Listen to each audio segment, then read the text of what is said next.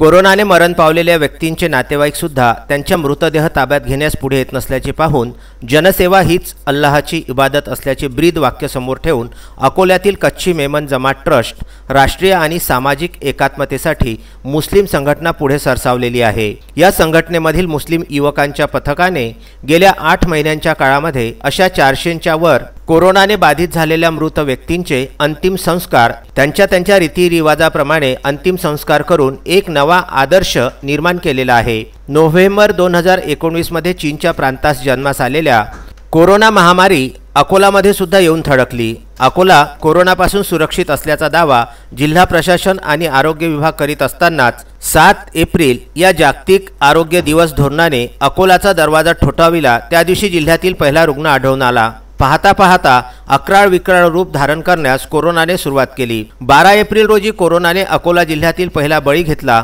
तोपर्यंत जिल्हा प्रशासन आणि आरोग्य विभागाची पाचावर धारण बसली होती। तेथे सर्वसामान्य माणसाची काय बिशाद। कोरोनाने मरण पावलेल्या व्यक्तींचे नातेवाईक त्यांचा मृतदेह ताब्यात घेण्यास पुढे येत नसल्याचे पाहून जनसेवा हीच अल्लाहची इबादत असल्याचे ब्रीद समोर ठेवून अकोल्यातील कच्ची मेमन जमात ट्रस्ट राष्ट्रीय आणि सामाजिक एकात्मतेसाठी पुढे झटणारी मुस्लिम संघटना सरसावली। या कोरोना महामारीच्या काळामध्ये जिल्हा प्रशासन आणि आरोग्य विभागामध्ये त्यांच्या मदतीला धावत या संघटनेने संपूर्ण समाजाला खऱ्या अर्थाने मानवतेची ओळख करून दिलेली आहे। जिल्हाधिकारी जितेंद्र पापळकर, निवासी उपजिल्हाधिकारी प्राध्यापक संजय खडसे, शासकीय वैद्यकीय महाविद्यालयाच्या अधिष्ठाता डॉक्टर मीनाक्षी गजभिये, जिल्हा शल्यचिकित्सक डॉक्टर राजकुमार चव्हाण, स्थानिक गुन्हे शाखेचे पोलीस निरीक्षक शैलेश सपकाळ आणि अकोला महानगरपालिकेचे स्वच्छता अधिकारी प्रशांत राजूरकर हे देखील या युवकांना सहकार्य करीत आहेत। स्मशानभूमीचे अध्यक्ष श्याम राठी तसेच दीपक शिंदे,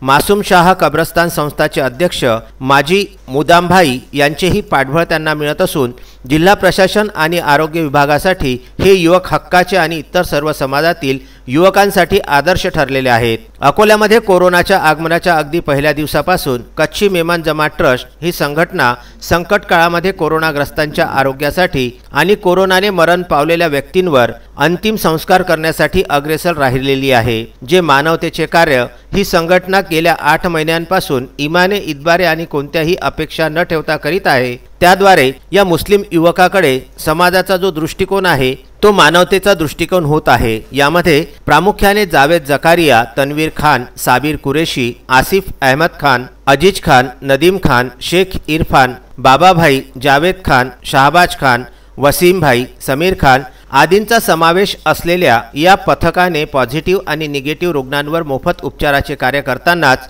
प्रसंगी आर्थिकदृष्ट्या अक्षम असलेल्या गोरगरिबांना सढळ हाताने मदत केलेली आहे। या कच्ची मेमन जमात ट्रस्टने स्वखर्चाने कोरोना काळामध्ये संकटात अडकलेल्यांसाठी 2 ॲम्ब्युलन्स मोफत उपलब्ध करून दिलेले आहेत।